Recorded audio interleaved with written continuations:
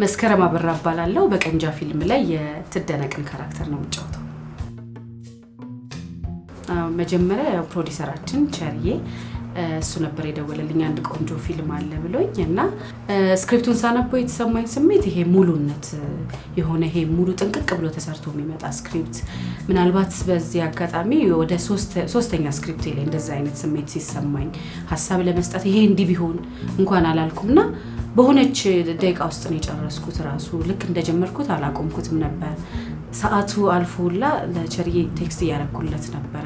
ካራክተሬንም በጣም ሳያት ደንግጬ ነበር። ዳይሬክተራችንም አዩ ከዚህ በፊት አብረን ስራ ስለሰራን ከሱ ጋር የመስራትን ፍላጎት ፕሮዳክሽን ላይ የሚያለው ነገር ስሰማ ይሄ ሙሉነት ተሰምቶኛል። ምንም ሐሳብ ደስ ብሎኝ የተቀበልኩት ስክሪፕት ነው።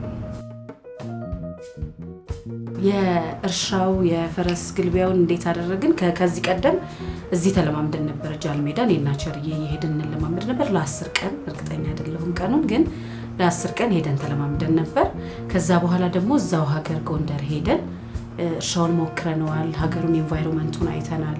ከዛ ዳይሬክተራችን ቪዲዮ ይልክልን ነበር ሁሉንም በተመለከተ ይሄ አነጋገራቸውን ዘያቸውን በተመለከተ ሁሉንም ዳይሬክተራችን ይልክልን ነበር። እንደገና ወደ አንድ ሳምንት አካባቢ መስለኛል የቆየ ነው። ቀድመን ሄደንም አካባቢውን እርሻውንም ቼክ አድርገናል፣ ሞክረናል፣ ተለማምደናል። እኛ ያው የከተማ ልጆች እንደመሆናችን ትንሽ ሩቅ ስለሆነ እንደዚህ አይነት ካራክተሮች ሲመጡ ያው በደንብ ራስን መስጠት ይጠይቃል። ሄዶ ሁኔታውን መረዳት፣ አካባቢው መረዳት፣ ከሰዎቹ ጋር ካነጋገራቸው ጋር ፈረሱን መለማመድ። አዲስ አበባ ስትለማመድ ብዙ ጊዜ ያው የሰለጠኑ ፈረሶች ናቸው። እዛ ደግሞ ያሉት ሌላ ስለነበሩ በሰፊው መለስበታለሁ እሱን እና በቃ እዛ ሄደን ቼክ አድርገነው ነበር። ቀረጻ ከመጀመራችን በፊት በደንብ እኔና ቸርዬ አብረን ሰርተናል። በደንብ ደመናን በጣም ወደነው ነበረ። ማለት ይሄ እንስሳ እስከማይመስለን ድረስ ልክ እንደ ሰው ነው አክሴፕት እና በጣም ጎበዝ ተዋናይ ነው ደግሞ እና ምናልባት እንግዲህ ቴክኒኮቹን ስለሚያውቅ ሊሆን ይችላል አዘጋጃችን፣ ግን እንደ ሰው ነበር ሲታዘዝ የነበረው። ቸርዬም ያለ ብዙ ሲን ያለው ከሱ ጋር ነውና እንደ ሰው ነበር ትሪት ወደነው ነበረ። ይሄ አሁን እንኳን እንትን ላይ ፖስተር ላይ ምናምን ሳየው ፎቶውን በደንብ ስሜት የሚሰጠኝ በሬ ነውና ደመና እንደ እነዚህ ምናልባት እንግዲህ ሽልማት ይገባው እንደሆነ አላውቅም፣ ግን በጣም ልክ ይሄ እንስሳ እንደማይመስልህ ነገር ነው። በደንብ ተዋህዶን ነበር ከኛ ጋር በደንብ በተለይ ከቸርዬ ጋር በደንብ ተላምደው ነበርና ይከብዳል። ግን ቴክኒካል ነገሩን ያውቀው ነበር። እዛ ሀገር ተወላጅ ነው ዳይሬክተራችን፣ ያውቀው ነበር አንጄን ምን ሰዓት እንደሚልስ እንግዲህ ከኔ ጋር ባላቸው ሲኖችን ማስታውሰው ቤት ውስጥ ሲገባ ቴክኒኮቹን ያውቃቸው ይግባባ ነበርና በዛ መንገድ ነው ከደመና ጋር እንግዲህ ሁሉም ሲኖች ቻሌንጅ ነበራቸው። በደንብ ምናልባት እስካሁን ከሰራኋቸው ስራዎች በደንብ ፈትኖኝ የለም። የመጨረሻ ትግስቴን ተጠቅሜ የሰራሁት ፊልም ነው ቀንጃና ሁሉም ሲኖች ቻሌንጅ አላቸው። ግን ምናልባት ይሄ እርሻው ጋር የነበሩ ሲኖች ከባድ ነበሩ። ምክንያቱም ይሄ ቤት ውስጥ የምንቀርጻቸው ሲኖች እንትን እያረፍክ ምንም እያልክ ትሪት ማድረግ ትችላለህ። ውጪ ከሆነ ግን ፀሐዩ ይኖራል፣ የለም ድካም አለ። ከዛ ከእንስሳ ጋር ነው ሜቢ ምን እንትን የምንለው። ከእርሻው ጋር ብዙ ልምድ አልነበረንም የለም እና የውጪ ሲኖቹ የእርሻው አካባቢ የተቀረጹ ሲኖች በተለየ ቻሌንጅ ነበራቸው። አስቂኝም አስደንጋጭም ገጠመኞች አሉን። ቀንጃ ስንሰራ ጊዜውም አስቸጋሪ ነበር። የሄድንበት እውነት ለመናገር የተኩስ ድምጽ እየሰማን ነበር እንቀርጽ የነበረው። ከሰዓት ጋር እየተሯሯጥን ነበር እንሰራ የነበረውና ራሱ ሌላ እንትን አለው። ሙሉ ሰዓትህን ሰጥተህ ክፍለ ሀገር ሄደህ ስትሰራ ፊልም ይሄ ህይወትህን ትተህ ነው አይደል እዛ ላይ ፎከስ የምታደርገው። ሰው ብዙ ህይወታችን ላይ ብዙ ይሄ በደማቁ የሆነ ትዝታዎች እንዳሉት ይሰማኛል በተለይ እኔ ጋር እና ማስታውሰው ግን አስደንጋጩ ቀን አንድ ጊዜ ያው ላይት የሚሰሩ ጓደኞቻችን ለሊት እየሰሩ የጥይት ድምጽ ማለት ወደ እነሱ ነው ቀጥታ አይ ቲንክ የተተኮሰው መሬት ላይ ተኝተው ያሳለፉበት አጋጣሚ አስደንጋጭ በሚለው እሱን ቀን አስታውሰዋለሁ። ሌላ የኔ ፈረስም ቢያለች ጊዜ ነው ለኔ አዝናኝ ማለት ለኔ በሰዓቱ በጣም አስለቃሽ ጊዜ ነበር።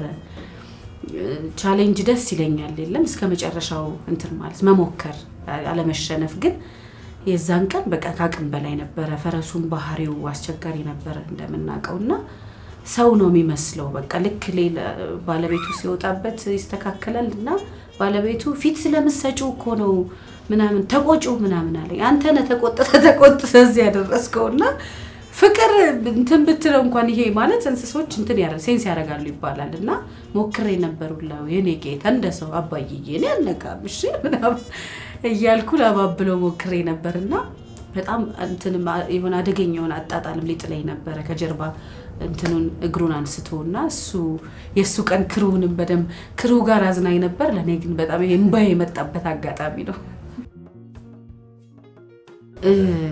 እኔ ብዙ ጊዜ ያው መሰራቸው ስራዎችን በቃ ወድጃቸው ነው መሰራው የለም በደንብ ራሴን እንትን በየ ከዚህ በፊትም ያው እንትንም ማልለው ሙነት ለመናገር ብዙ ክሬዲት አልሰጠውም ለራሴ ምናልባት ያው እናንተ ጋር ሊሆን ይችላል እኔ ግን በቃ ግዴታዬ ነው ብዬ ነው ያሰብኩት ሙነት ለመናገር ካራክተሯን ሳያት በጣም ልቤ ደንግጧል ምናልባት በዘመን በሆነ ጊዜ ነው የሚመጣው እንደዚህ አይነት ካራክተር እኔ ጋርና የኔ ጸጉር መልሶ ያድጋል የለም ሙያችንን በጣም ስለምንወደው ከዛም የበለጠ የሆነ እንትን ሳክሪፋይስ ብንከፍል ደስ ይለናል አይደለ በጣም ትንሽ ነገር ነው ለኔ ለቀንጂ ያደረኩት በጣም ትንሽ ነገር ነው ጸጉሬን መቆረጥ ከዚህ በፊት በስንቱም ላይ ተቆርጬ ያለሁኝና ምናልባት እሱ ስታይል ስላለው ለራሴ ለህይወቴ ማላስቸገረኝም ነበር የቀንጃ ግን በቃ እንዳይሆን አርጋ ነው ሳዲ ቆረጠችኝ እና ሲያድግ ራሱ በቃ ቻሌንጅ አርጎኝ ነበር ግን በጣም ትንሽ ለቀንጃ ያደረኩት ትንሽ ነገር ነው ብዬ ነው ማስበው ጸጉሬን መቆረጥ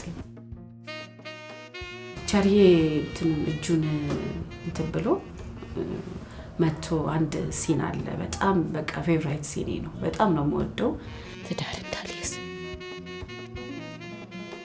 ዘር እንዳልተካ አደረገ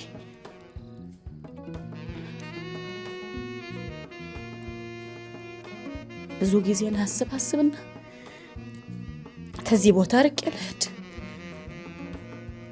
ለዚህ ወንበዴ ልሸሽ ላመልጥ አስብና ጥቃት እንደግረሳት ትዝ ሚለኝ ራሱ እሱ ሲቀረጽ ይሄ ያልተለመደ ጸጥታ ነበር ራሱ ቤት ውስጥ እንደ ቀልድ እንኳን የሆነ ሰው ማለት ልክ ካት ሲባል የሆነ ሰው ምናልባት የየራሱን ሐሳብ ሊያልና ቦታ ራሱ አልነበረውም ይሄ ሚያው ራሱ አልነበረም ከተብሎ እንኳን ኢቭን ካሜራማኖቹ እየተሾካሾኩ ነበር ያወሩ የነበረው የቤት ሲን አለች እኔና ይቸርዬ በጣም ልቤ ላይ ደርሳ የሰራዋት ሲን ነች ኢሞሽናል አከኝ እውነት